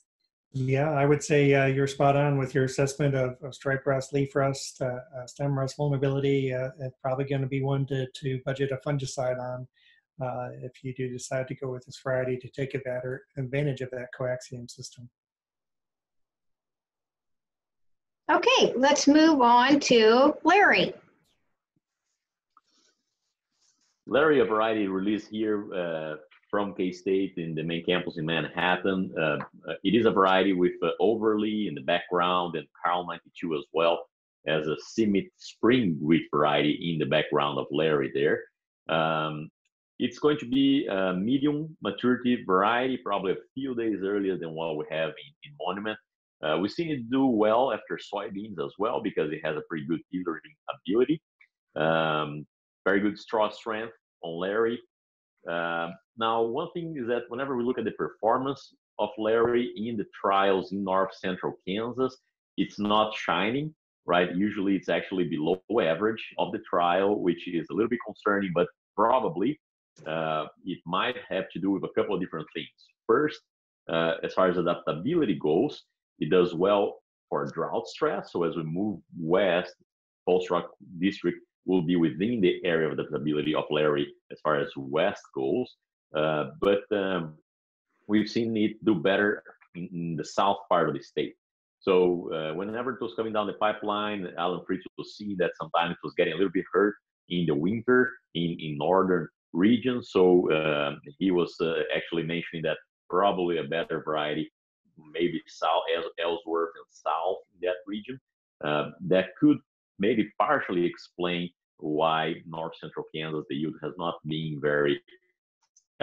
And another thing that maybe has even more to do with it is related to perhaps disease instance. This is a variety that we usually suggest for their fungicide, and of course it depends on the weather conditions, but I'll let Kelsey take on there.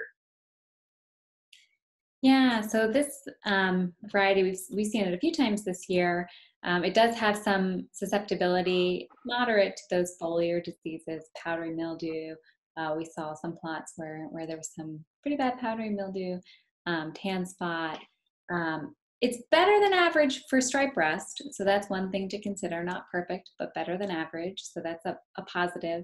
But then there is some susceptibility to wheat streak mosaic and barley yellow dwarf, which I think might really hurt it in some of these north central plots. So I don't know, maybe Eric has more comments, but that's my take on Larry's disease package. Yeah, I think maybe the one thing that I would add to that is susceptibility to leaf rust. And I think that's as much as anything has hurt Larry towards the end of the year. It's not uncommon for us to see a little flash of leaf rust. And I think that's taken the top end yield potential out of Larry in some production years compared to what we saw in maybe its final years of its experimental development. Okay, we will move on to Syngenta variety, another Clearfield wheat, 517. Yeah, so 517's been out for a couple years now and has done well in the North Central Performance Test. You know, here a minute ago, we was talking about, you know, our in-season grass control options. And really, if I had to pick something right now for in-season grass control in North Central Kansas, it'd probably be 517. I think in terms of adaptation to the region and yield potential, it's you know, certainly a better option, I think, than double stop. And at the moment, I think probably a better option than what we've got available in the coaxium lines as well. So you might remember AP 503 CL2 is kind of our previous 2-gene Clearfield wheat for North Central Kansas. I think 517 replaces that as medium maturity, pretty good straw strength on it as well. Okay. How about disease information? My look at it has been pretty light, so I'm relying a little bit now on the information provided by Syngenta here. But I do believe that they mentioned just intermediate susceptibility, more susceptibility to stripe rust. So I don't know, Eric, have you seen this one? I personally have not seen it in the field this year. Yeah, we have not had as much chance to see this one as we might like some other varieties. So I think, like you said, we have to lean a little bit harder on what Syngenta's been saying about it. Okay, we're going to move to another Syngenta, rugged. That's why rugged, it's been around for 2 or 3 years now. Whenever I think of rugged, I think of it more of a southwest type of variety. So probably we're pushing a little bit too far northeast there in the Post-Rock district. It's more of a medium early maturity variety. It's good on acid soils, which would help there sometimes, depending and decent on drought as well. But just adaptability wise, it's better suited southwest. And we see that in the yield record for rugged. Whenever we look at the yield record, 3 years in a row, it's in the last 3 years, 6 trials, it is towards the bottom in that region. If we look at last year, it's below average, and 2 years in a row, it's below average as well.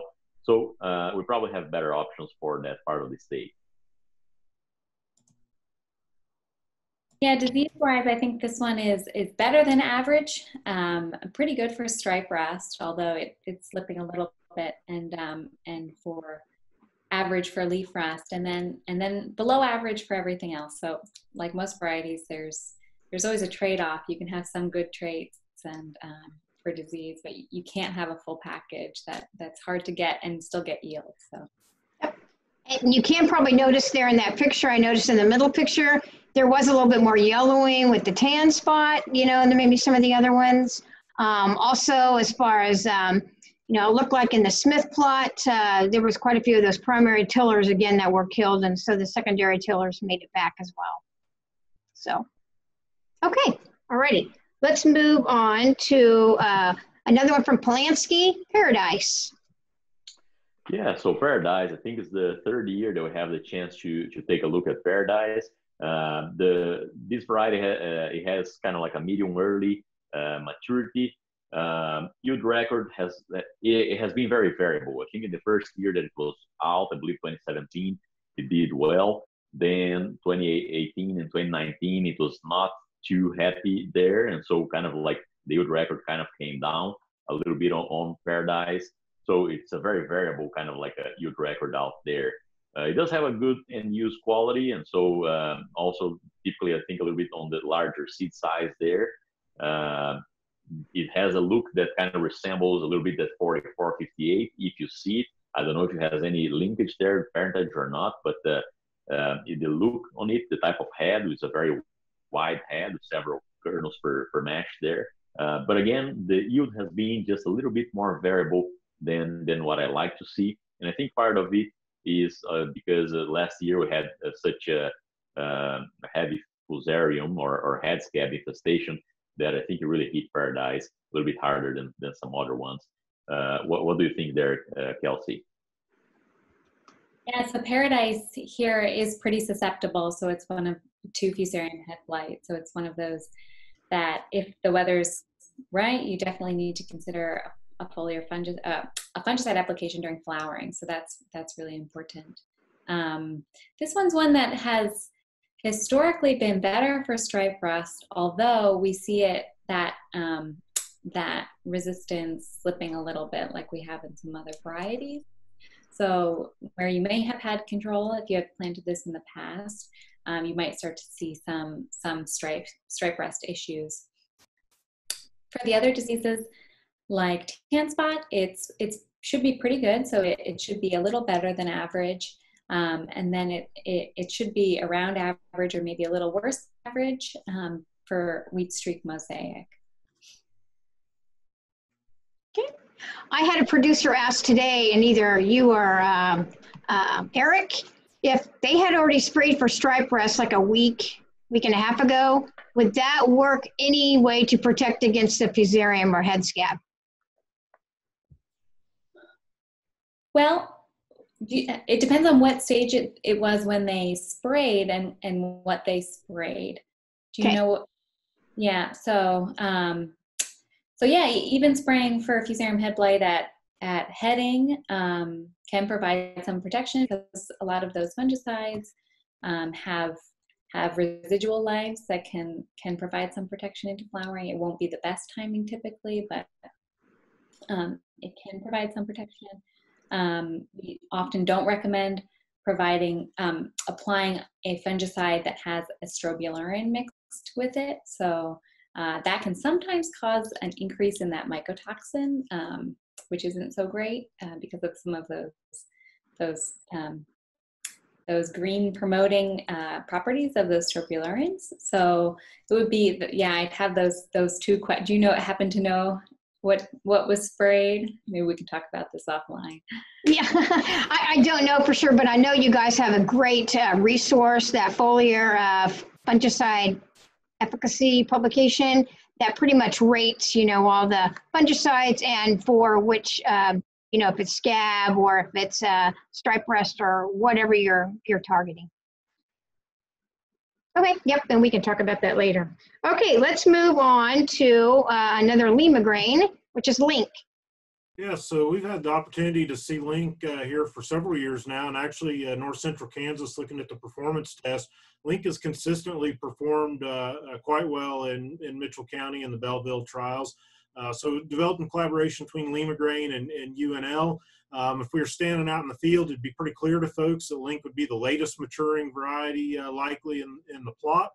And so, I don't think it's probably as great of a fit for Lincoln County, but certainly Smith, Jewell, the northern reaches of the Post Rock District, I think it's one that's worthy of consideration. Yield potential, nice height, good straw strength with it, so it's good in rotations. That late maturity, I certainly wouldn't want to put the whole farm in it, but again, thinking about keeping a diversified portfolio, some of the acres and something as late a Link balanced with some more medium maturity varieties, I think Link would be on my short list as part of a package of varieties in North Central Kansas. I think from the plant health side of things, this particular variety is promoted to have a good resistance package pretty much across the board. So that's one of the exciting things. I don't know if we've tested it in enough Kansas State trials, disease trials, to be able to confirm all of it. I will say it is performing pretty well in our stripe rust screens. So that's like very good for this particular variety. So I would say it has pretty good plant health properties. And I don't know if you can notice in that middle picture, but I did notice with the tan spot, it was actually holding its own. I mean, it was more green than yellow. So you can see in that middle picture there's not much tan spot lesions in that picture. So I was pretty impressed with this as far as this disease package. So maybe one to look at. Okay, we're going to move on to West Bread, 4595. Have you seen that enough? No, I've not, Romulo. I've not. I guess I don't feel that I've had a real good set of looks at it. Kind of anxiously awaiting how the 2020 trial data comes out. Yep. Yeah, I am in the same boat there. Some of the things that Westbred is putting it out as a pretty good standability. So they're mentioning that both irrigated and dry land variety there because of its straw strength, pretty decent winter hardness as well. Good test weight on 45, 95, and pretty good drought tolerance. Now, a few of the drawbacks on it there will be acid soil tolerance. So it's more of a Western. Well, two things here: acid soil and soil-borne mosaic virus together makes these more of a Western adapted varieties anyways. Medium maturity variety, and I am not sure if this one is a CSO or not. I don't have that information if it is a CSO or not. It is a CSO. Okay. I think we've also seen this particular variety less, although it does have a pretty moderate disease package, so not incredibly susceptible, not incredibly resistant to any particular disease. Although in our striped breast nursery that I visited this week, it was holding up pretty average, so pretty well, which was good because that was a hot location. That was a really bad infection. So that confirms some of the information from Westbred, but we'll have to see it a little bit more to get a full plant health picture. You can kind of see the picture there in the bottom that there is more yellowing of those leaves with the tan spot, you know, more than the other ones. So it's probably something to keep an eye on and look at. Okay. Another Lima grain, Chrome. Yeah, so Chrome is another going to be towards the later range of maturity, not quite as late as Link, but again, going to be a pretty full maturity wheat there. Yield performance in north central Kansas, excuse me, has been very good. And really we've seen that in a wide set of locations, some pretty good yield potential out of it. Drought tolerance looks pretty good as well. So again, we don't want to put the whole farm to something this late of a maturity. I think you want to balance it out as part of a package, the same as you would Link. But it's you know, pretty solid.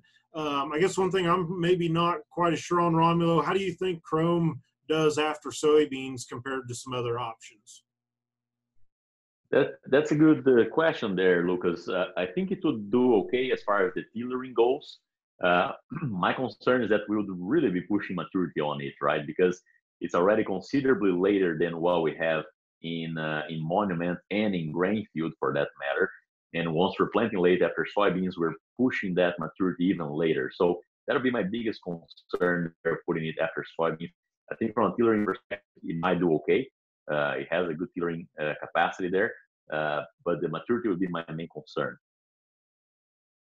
Another quick comment that I have on Chrome there, that we recently did a study comparing Chrome and Grainfield because they have had a similar yield record in central Kansas, and so we wanted to understand why Grainfield has Chrome has has more protein than Grainfield does at the same yield level. And we looked into some of the nitrogen absorption curves and things like this.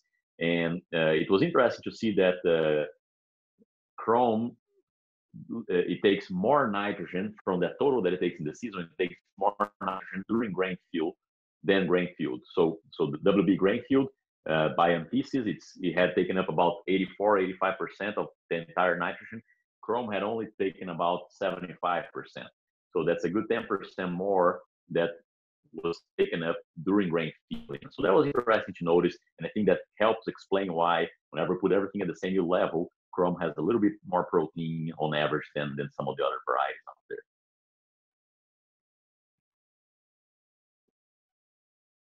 Okay, what about some disease information, disease package? Yeah, so here's a few thoughts for you to consider. It seems like LCS Chrome historically has been pretty strong on a lot of the foliar fungal diseases, so leaf spotting diseases. It's been pretty good, and it looks like there at the Osborne location, not a whole lot of yellowing down in that lower canopy where we feel like there's a lot of leaf spot or tan spot pressure. So we are a little bit concerned about some of its susceptibility to wheat streak mosaic, barley yellow dwarf, and on the rust side of things, we are seeing a little bit of erosion in its resistance to stripe rust. So There are a few things that maybe we need to watch on the stripe rust side. Keep it out of weak streaks way, and I think Chrome could have some more successful years. Okay. All right. I think we have one more, and then we'll finish it with the blends. So Syngenta Benefit. Yeah, so Syngenta Benefit, it's a variety that Syngenta is positioning more like I-35 and east. So it's more of like an eastern variety. We might be pushing it a little bit there, far west and far north in the post-rock district. With that said, looking at the performance over the last 3, 2, or 1 year, it was consistently there with average, right? I mean, if you look at the 3-year average, it's a couple bushels above average, but then last year it was a bushel or 2 below average, and so it's right there. It's holding its yield together with the other varieties, but it's not really shining in the north central part of the state. But again, it's a variety that is supposed to be more adapted to the eastern part of the state. Anyway, it's bringing a good milling and baking quality in those conditions. Maybe need to watch out a little bit with straw strength on Benefit there, but again, I think for this part of the world, we might have a better fit. One of the main things that Syngenta was putting out as was head scab, and then I don't know, maybe Eric or Kelsey could tell us a little bit how that rate ranks with against some of the other varieties that are good for head scab.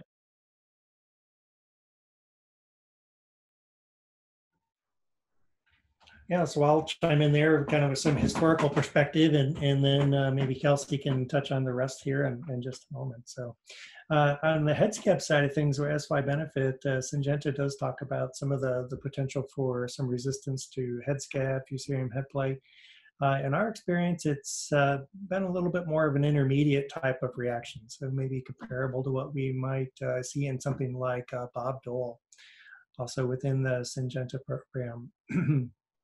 Probably not quite the same tier of resistance that we might experience from something like where we come to expect out of Everest, or something that's now available in Zenda or 4269. So keep an eye on this one. It's kind of interesting to see its performance, but maybe keep an eye on some of those rust diseases. Kelsey, what do you think?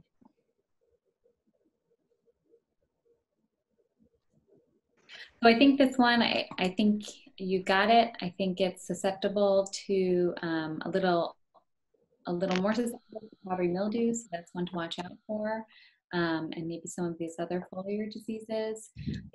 It's intermediate or a little bit better than average for stripe rust, so that's one positive here. But it is susceptible to wheat streak mosaic, so and very susceptible to leaf rust. So it's a mixed bag, and it might be one that to get the maximum yield in years where there is high disease pressure, you might want to consider a foliar fungicide application. Okay, that completes all the varieties, and we're going to move in. We have about 3 blends, so we don't have to spend a lot of time on these. But I've used blends in my post-rock district plots several years now. And this is kind of one of the more popular blends if producers are going to use it, which is the popular Grainfield and Monument. And the advantages that I see are out there that you guys have seen too on using blends is that it spreads kind of the risk out. You don't have everything in one basket here. You know, the big question always comes up too, if producers, if they're going to keep their seed, if they should keep blends. And I know the recommendation is not to keep blends because you don't know what that percentage is going to be that next year, depending on the condition and everything like that. So I don't know if you guys want to say any more about blends and the use of them out here. I have a quick comment there, Sandra, and it's more on a recent survey that we did of management practices throughout Kansas. So we interviewed the management practices adopted in about 700 commercial fields in Kansas. And it was interesting to notice that in north central Kansas, about blend was the #1 variety used in north central Kansas there. And it was about 12% of the fields in north central Kansas. We interviewed about 300 fields there. They were using blend. So 12% of those 300 fields. In South Central, the number was even higher. We are probably closer to 25%, and blend was still number one in South Central Kansas. Now, as we went to Western Kansas, it was not as widely adopted anymore, at least within the fields that we interviewed. We interviewed the fewer fields in Western Kansas, probably about 200 fields or so, but I think it was getting to about 5%. So there seems to be a regional pattern there, but again, for North Central Kansas and South Central Kansas, it was the number one variety used. And that includes blends from early blends, from later blends, and everything else. But that's the comment that I had to make on blends. The same thing, anybody else have anything to add? I know the key is to try to find the right combination, because you want, the same maturity if you can, the same height and that type. So the key is to study your varieties and get the good fit and the good match. Yeah, and I think it's important. I guess one thing I always struggle with on blends, and this goes into thinking what you put together, and for me a big deal is putting things together that have similar response to stripe rust. Because there's nothing more challenging to walk out into a field that's a three-way blend. One's highly susceptible, one's highly resistant, and one's intermediate. And so we take what's often a difficult decision for a producer to make, rather not to use a fungicide. Now we've really complicated that just because of what we've thrown together. And so I guess that's one thing I would think through. And they're a good, I guess they're a risk management strategy, or, to try and minimize what any, for example, this last freeze event, to try and spread that risk. But I also think it's, important to keep in mind, there's really nothing magical about them. The yield of a blend is going to be the average of its components. And so, they're a tool, but I think it's worth spending some time into how you put them together. Yeah, Lucas brought up the idea of some of the concept of trying to blend for disease, reducing the risk of disease, and that's one of the factors you could certainly blend for. That does work to help suppress the spread of disease, but it can complicate that fungicide decision, just like Lucas was saying. So lots of times it is difficult to see growers struggle with that decision once they've already put kind of a base management strategy in place there. They're relying on that blend to slow the spread of disease, and maybe don't need the fungicide, or it becomes a little less certain whether they're going to need that extra layer of protection or not. Okay. And this is Paradise and Zendo. You've already talked about these varieties. So I don't know if this would be any better or any worse than, the Monument or the Grainfield. But, and this was a recommended one of one of the producers, so we just kind of went with it. So any comments different on maturity, right? So the first blend would have been a later maturity blend with Grainfield and Monument. Probably a pretty good one for you to go after soybeans. This one, earlier maturing one, Paradise and Zenda, I probably would not put these on corn just because of the Paradise there, but it is an earlier maturing blend. So we always talk about spreading our risk through maturity, and if you're spreading through blends plus spreading through maturities as well, this would be one of the early sides. Okay. Lastly here, and this is a four-way blend, so that kind of brings up one last question here maybe on blends is there a magic number? I mean, should you go 2 or 3? I mean, is 4 too many, or kind of what's your thoughts on that? Well, I guess I can offer some thoughts there. So the idea behind blends here is, as Lucas was saying, to spread your risk, right? So if you get dinged by a freeze event like we did in April 13th there, we saw some varieties that got hit really bad, and those were the varieties that were coming out of the winter dormancy earlier. And then we saw other varieties that it was like nothing happened, and those were later varieties that were not. So within a given planting date, right? Within a given planting date, the varieties that were holding a little bit more were the ones that did not get hurt as much. So with that in mind, usually we talk about not having less than 30% of each variety in a blend, because if something happens and completely wipes off one of those varieties, you're not losing too much, or still have at least 30% of the other for each one of the other ones left. So usually we say a three-way blend of about a third of each there. So a four-way, I'm not sure, I don't have experience researching these myself, but just based on past research, I believe the three-way blend, about 30% of each, is kind of like the recommended. Okay. And this may be a pretty good test. So this was only in one of the locations. So this four-way blend was only in the Joule plot. The other two blends were actually in the other two plots as well, and well, in all three of them. So it'll be curious to see if there's that much difference, because I think when the blends first came out, they're not really seeing a big advantage in yield, over maybe what, 2 or 3 bushel? Is that maybe what you're looking, or 2 to 5 bushel? I mean, is that what you may be the average that you might see an advantage of a blend? But of course, it probably just depends.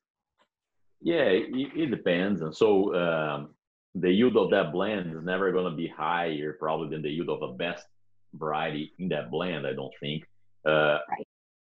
within that year, right? And so overall, it's more stable, I think.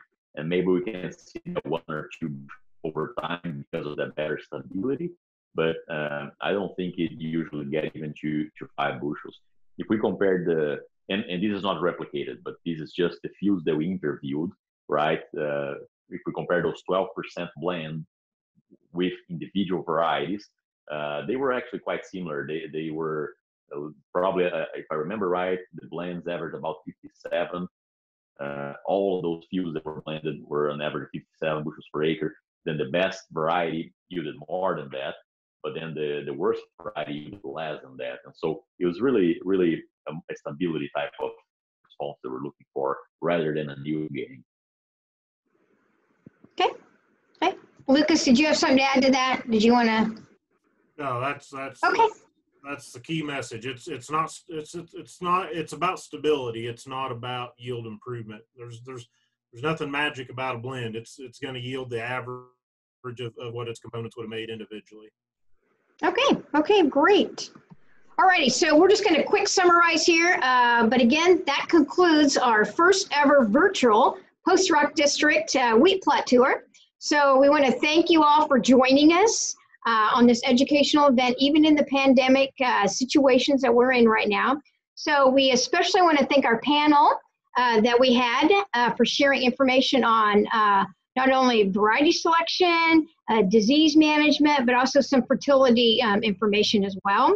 So again, we'd like to encourage you all to go to each of the plots. You have the locations, go look at them more closely as they mature, so you can maybe make your selection as far as that regard. Again, the locations are mentioned earlier. They are listed on our Post-Rock website, which is at www.postrock.ksu.edu. Remember, under the crops page, and then go to test plots. You can also stay connected by liking our Post-Rock District and K-State Research and Extension Facebook pages. So if you're one of the social media people, you can do the Facebook. We also have Twitter. I have a PRD Crops account, and I know several of you agronomists have Twitter accounts too on the agronomy page. You can also sign up for my ag listserv that I email lots of information out too. Each of these plots will be harvested separately, and then these yield reports will be posted on our Post-Rock District webpage. So K-State also, I've listed there, has excellent wheat disease rating publication.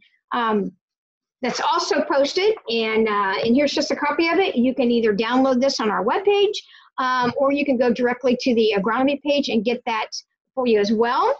All the specialists have given you lots of characteristics and lots of information on these varieties. I have put together a description of each of the varieties that we talked about. This is also listed on our Post-Rock District webpage, so you can print this off, and it's just kind of got some highlights of the characteristics that the specialists here in Agronomists shared for us. So with that, we just want to wish you all a safe and successful wheat harvest. So thanks for joining.